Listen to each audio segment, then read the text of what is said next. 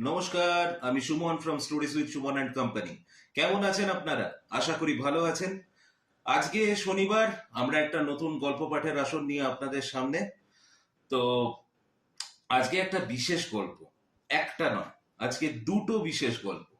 এবং সেই দুটো গল্পের রচয়িতা নান আদার দেন সুকুমার রায়। সুকুমার রায় আমাদের সবার প্রিয় সাহিত্যিক। আর শুধু সাহিত্যিক নন, তিনি অ্যাকচুয়ালি একজন ম্যাজিশিয়ান, যিনি মাত্র কিছু দিনের জন্য পৃথিবীতে এসেছিলেন, কিন্তু কি অসাধারণ তার লেখনী। আমরা ছোটবেলায় সুকুমার রায়ের লেখা পড়ে যতটা আনন্দ পেয়েছি, সেই আনন্দ আজও অম্লান হয়ে রয়েছে। এবং আজকে একটু বড় হবার পরে তার লেখার মাধুর্য এবং মাহাত্ম্য আমরা আরো ভালো করে বুঝতে শিখেছি। তো আজকে বেশি সময় নেব না। সুকুমার রায়ের অমসৃষ্টি দুটো ছোট গল্প, একটা যজ্ঞী দাসের মামা এবং আরেকটি চালিয়াত, দুটো গল্পই আজকে স্টোরিজ উইথ সুমন অ্যান্ড কোম্পানির প্রেজেন্টেশন আপনাদের জন্য। তো শুরু করছি আজকের প্রথম গল্প, যজ্ঞী দাসের মামা। শুনতে থাকুন।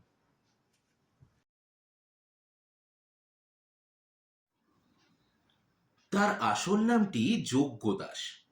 সে প্রথম যেদিন আমাদের ক্লাসে এসেছিল, পণ্ডিত মশাই তার নাম শুনেই এক ধমক দিলেন। এই, যজ্ঞের আবার দাস কি? যজ্ঞেশ্বর নামটা তাও না হয় বুঝতাম। ছেলেটা বলল, "উম, আগে আমি তো নাম রাখিনি, নাম রেখেছেন আমার খুড়ো মশাই।" এই শুনে আমরা করে হেসে উঠতেই পণ্ডিত মশাই হঠাৎ আমার দিকে তাকিয়ে বললেন, এই, বানান কর্ত যজ্ঞ দাস। আমি থতমত খেয়ে বললাম, "ই- ই- ইয়ে, যজ্ঞ দাস, বর্গীয় জ।" পণ্ডিত মশাই তৎক্ষণাৎ বললেন, হুম, দাঁড়িয়ে থাক। তারপর একটা ছেলে ঠিক বানান বলল। তারপর আবার তিনি আরেকজনকে জিজ্ঞাসা করলেন, এই, সমাস কর। সে বেচারা ভয় পেয়ে বলল, এ সমাস, যোগ্য, যোগ্য ছিল দাস, হলো যোগ্য দাস, অর্থাৎ, অর্থাৎ। পণ্ডিত মশাই বললেন, থাক থাক, আর বলতে হবে না কো। এমনি করেই যজ্ঞিদাস আমাদের ক্লাসে ভর্তি হলো। দুদিন যেতে না যেতেই বোঝা গেল, যজ্ঞিদাসের আর কোনো বিদ্যে থাকুক আর নাই থাকুক, আজগুবি গল্প বলবার ক্ষমতাটা কিন্তু খুব অসাধারণ।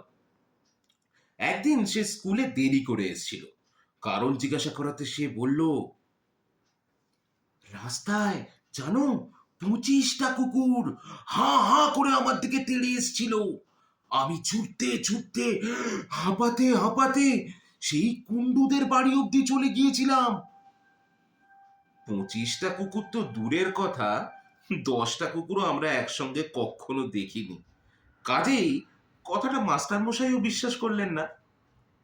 তিনি বললেন, আচ্ছা, এত মিছে কথা কোথায় বলতে শিখেছো? যজ্ঞিদাস বললেন, আগে আমার মামার কাছে। সেদিন হেডমাস্টারের ঘরে যজ্ঞিদাসের ডাক পড়েছিল। সেখানে কি হয়েছিল আমরা জানি না, কিন্তু যজ্ঞিদাস যে খুশি হয়নি সেটা কিন্তু ভালোই বুঝতে পারা গেল। কিন্তু সত্যি হোক আর মিথ্যে হোক, তার গল্প বলবার বাহাদুরি ছিল। সে যখন চোখ বড় বড় করে গম্ভীর গলায় তার মামা বাড়ির ডাকাত ধরার গল্প বলতো, তখন বিশ্বাস করি আর না করি, শুনতে শুনতে আমাদের মুখ আপনা হতেই হাঁ হয়ে থাকতো। যজ্ঞিদাসের মামার কথা আমাদের ভারী আশ্চর্য ঠেকত। তার গায়ে নাকি যেমন জোর, তেমনি তার অসাধারণ বুদ্ধি। তিনি যখন রামভজন বলে চাকরকে ডাক দিতেন, ম্যাজিস্ট্রেট সাহেব পুলিশ নিয়ে ছুটে আসতো। কুস্তি বলো, লাঠি বলো, ক্রিকেট বলো, ফুটবল বলো, সবটাতেই তার নাকি সমান দখল। প্রথমটায় আমরা বিশ্বাস করিনি, কিন্তু একদিন সে তার মামার ফটো এনে আমাদেরকে দেখালো। দেখলাম, পালোয়ানের মতো চেহারা বটে। এক একবার ছুটি হতো আর যজ্ঞিদাস তার মামা বাড়ি যেত, আর এসে যেসব গল্প বলতো, তা ঠিক খবরের কাগজে ছাপার মতো। একদিন ছুটি থেকে ফেরবার সময় স্টেশনে আমার সঙ্গে যোগ্যদাসের দেখা হলো। একটা গাড়ির মধ্যে মাথায় পাগড়ি বাঁধা চমৎকার জাঁদরেল চেহারার একটি কোনো দেশি ভদ্রলোক বসেছিলেন। আমি স্কুলে ফিরতে ফিরতে যোগ্যদাসকে জিজ্ঞাসা করলাম, এই যোগ্যদাস, ওই ওই লোকটা কে রে? যোগ্যদাস গম্ভীর ভাবে বলল, হুম, উনি তো আমার মামা। আমি বললাম, সে কি? তবে তোর মামার ফটোতে তো দাড়ি ছিল না। যোগ্যদাস বলল, আজকাল দাড়ি রাখছেন। আমি বললাম, ফটোতে তো কালো দেখেছিলাম রে। যোগীদাস বলল, হুম, এবারে দার্জিলিং গিয়ে ফর্সা হয়ে এসছেন তো। আমি স্কুলে গিয়ে গল্প করলাম যা আমি যোগীদাসের মামাকে দেখেছি। যোগীদাসও খুব বুক ফুলিয়ে মুখখানা গম্ভীর করে বলল, হুম হুম, তোমরা তো ভাই আমার কথা বিশ্বাস করো না। আচ্ছা, না হয় মাঝে মাঝে আমি দু একটা গল্প বলে থাকি, তা বলে কি আমার সবই গল্প? আমার জলজ্যান্ত মামাকে শুদ্ধ তোমরা উড়িয়ে দিতে চাও?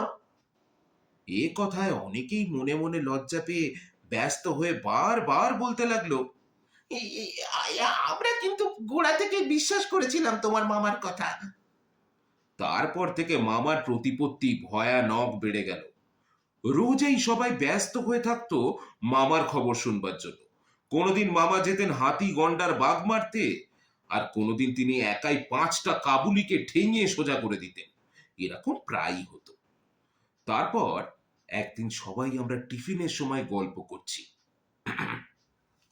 এমন সময় হেডমাস্টার মশাই ক্লাসে এসে বললেন, যোগ্য দাস, তোমার মামা এসছে। হঠাৎ যোগ্য দাসের মুখখানা আমশির মতো হয়ে গেল। সে আমতা আমতা করে, "আহ, মামা" কি যেন বলতে গিয়ে আর বলতে পারল না। তারপর লক্ষ্মী ছেলেটির মতো চুপচাপ মাস্টার মশাইয়ের সঙ্গে চলল। আমরা বললাম, বাবা, ভয় হবে না? জানো তো মামা কিরকম মামা। সবাই মিলে উৎসাহ আর আগ্রহে মামা দেখবার জন্য আমরা একেবারে ঝুঁকে পড়লাম।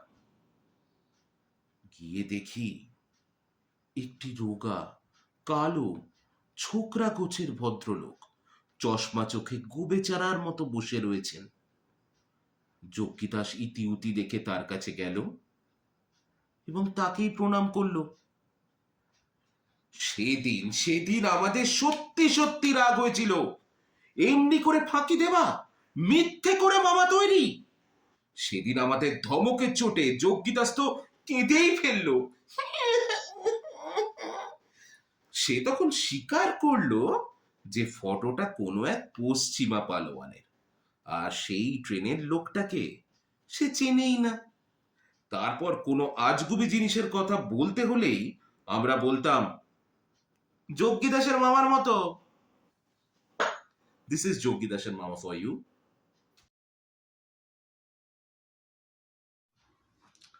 আমাদের পরবর্তী গল্প চালিয়াত। তাহলে শুরু করা যাক। শ্যামচাঁদ আমাদের নিচের ক্লাসে পড়তো, কিন্তু তার দেমাকের দৌরাত্মে সমস্ত স্কুল শুদ্ধ ছেলে অস্থির হয়ে থাকত।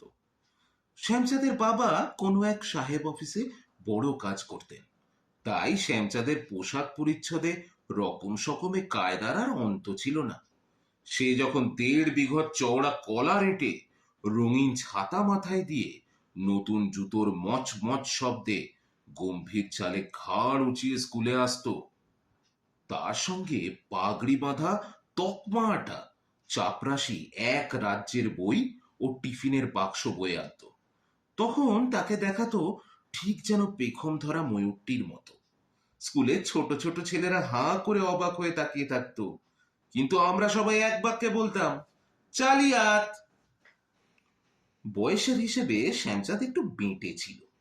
পাছে কেউ তাকে ছেলে মানুষ ভাবে বা যথোপযুক্ত খাতির না করে, এই জন্য সর্বদাই সে অনাবশ্যক রকমের গম্ভীর হয়ে থাকত।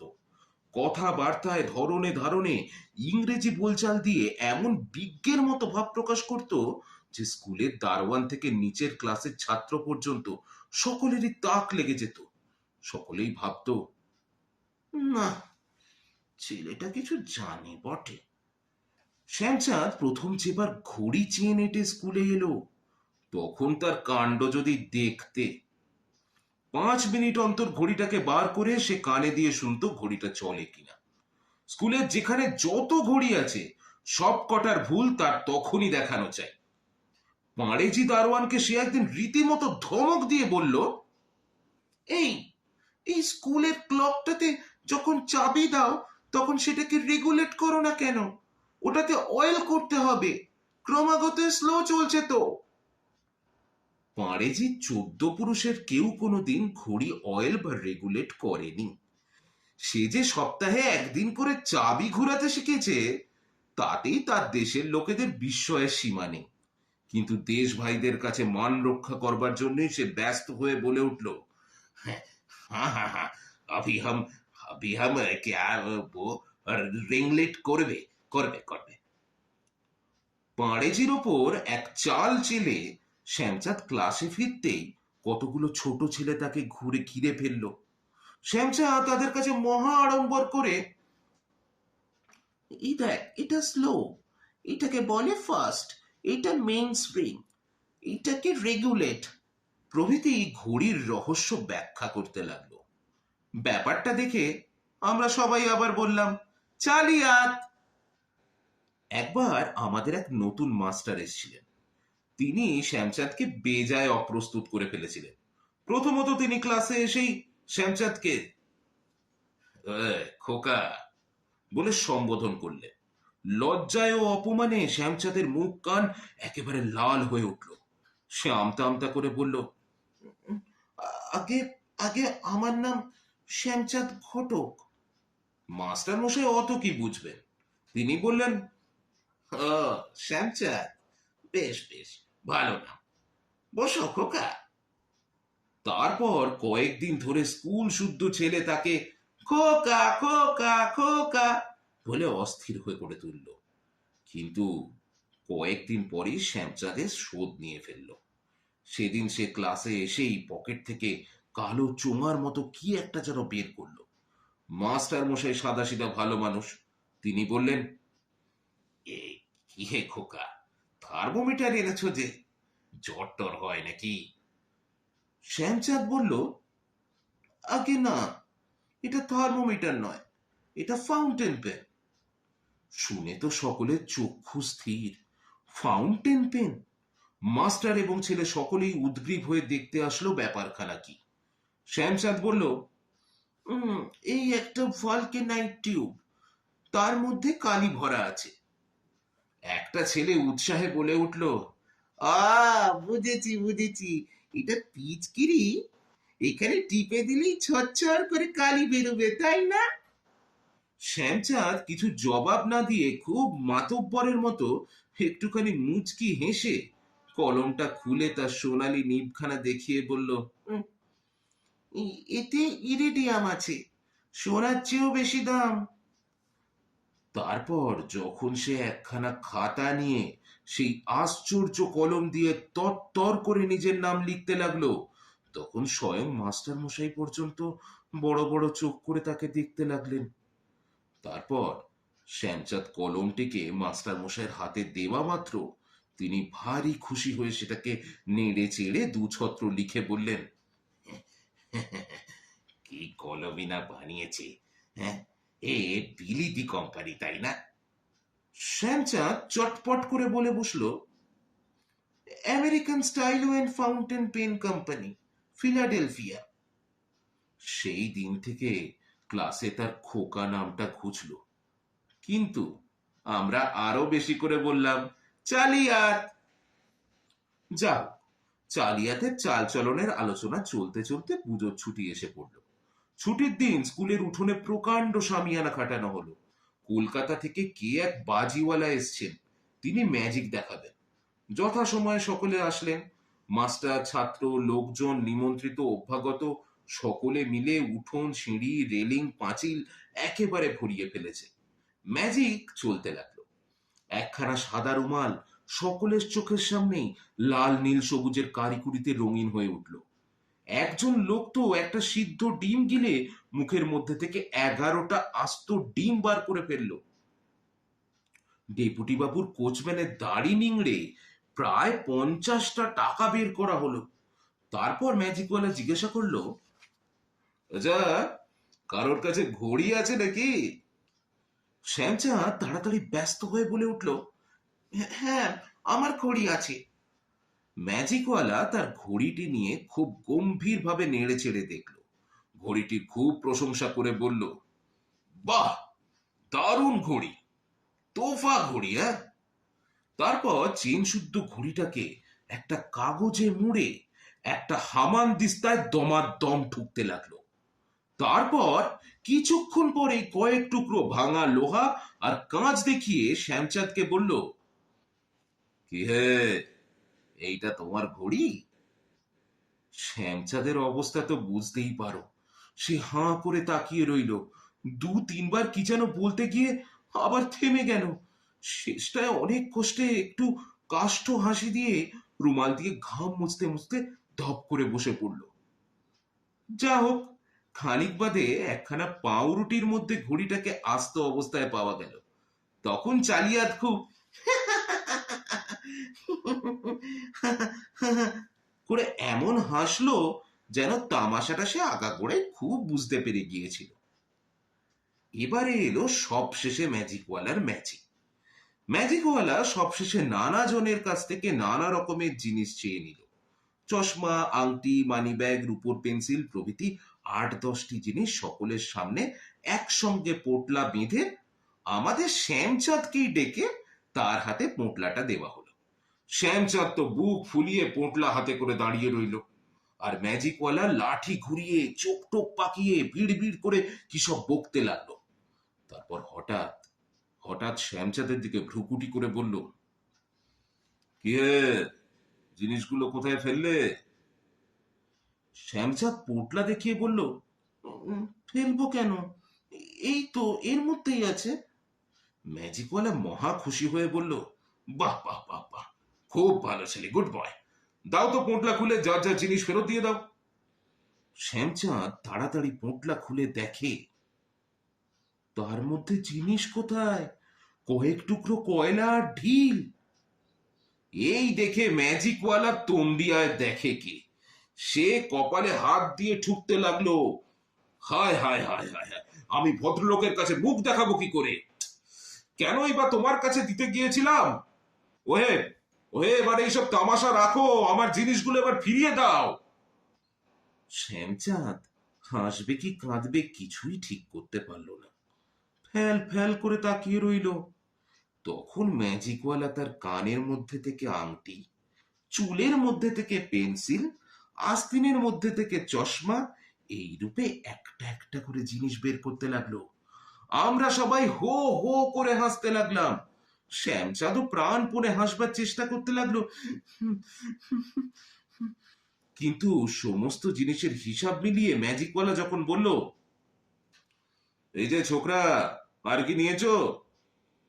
তখন সে বাস্তবিক ভয়ানক রেগে গিয়ে বলল, ফের মিথ্যে কথা, আমি কখনো কিচ্ছু নিইনি।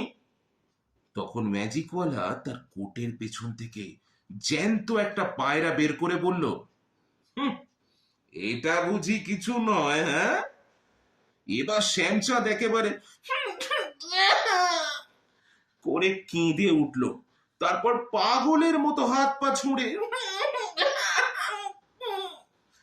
করে সভা থেকে ছুটে বাইরে বের হয়ে গেল। আমরা সবাই আহ্লাদে আত্মহারা হয়ে চেঁচাতে লাগলাম, চালিয়াত চালিয়াত চালিয়াত। সো দিস ইজ চালিয়াত ফর ইউ। আজকে আমরা সুকুমার রায়ের দুটো গল্প আপনাদের কাছে প্রেজেন্ট করলাম, একটা যোগী দাসের মামা এবং আরেকটা চালিয়াত। তো কেমন লাগলো আপনাদের দুটো গল্প লাইভে পড়লাম? কিছু পজিং বা অন্য কিছুতে কোনো সমস্যা থাকলে প্লিজ কমেন্টে লিখে জানাবেন, এবং কেমন লাগলো গল্পগুলো সেটা আমাদের প্লিজ লিখে জানাবেন। আমরা প্রত্যেক শনিবার আপনাদের কাছে গল্প নিয়ে আসি। এখন আমাদের স্টুডিওর কাজ চলার জন্য আমরা ভিডিও ফরম্যাটে আপনাদের অডিও গল্প শোনাচ্ছি। আর প্রত্যেক বুধবার আমরা একটা নতুন স্পেশাল সেগমেন্ট স্টার্ট করেছি, যেখানে আমরা ভিডিও স্টোরি টেলিং করব। অলরেডি এই বুধবার আমরা world cup football special episode এনেছি এবং সেটা দুটো পর্বে রয়েছে, আপনারা প্লিজ চেক আউট করবেন। আর প্রত্যেক শনিবার আমরা ডেফিনেটলি গল্প নিয়ে আসবো যেরকম ভাবে, সেটা তো আপনারা পাবেনই। তো আমাদের সঙ্গে থাকবেন, আমাদের চ্যানেলটা ভালো লাগলে আমাদেরকে সাবস্ক্রাইব করবেন, প্লিজ বন্ধু বান্ধবের সঙ্গে শেয়ার করবেন আর আমাদের পাশে থাকবেন।